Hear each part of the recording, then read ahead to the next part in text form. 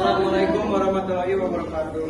Waalaikumsalam warahmatullahi wabarakatuh. Abdi bare ngajelas. Abdi bare ngadugikeun tokoh Sunda nu aya di Jawa Barat. Nah, namina Raden Ahmad Subarjo Dojo di Sorjo.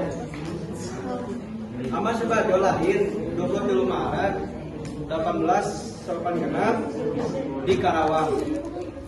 Pendidikan Ahmad Subarjo di Bogor School Universitas Medan.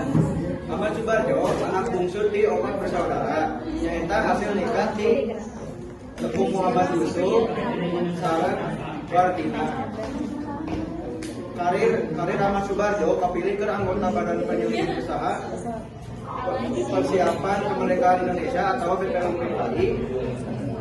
Anu saterasna dikentos jadi panitia persiapan kemerdekaan Indonesia atau BPKI. Prestasinya lebih berperan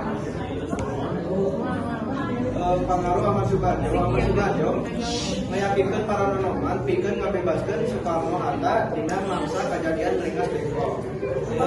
Ahmad Subarjo kabogaan sikap jiwa jeung semangat anu luhur.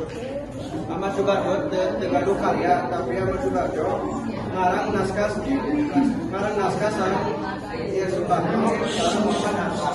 Sakinten ti abdi punten binaya kalopatan. Wassalamualaikum warahmatullahi wabarakatuh.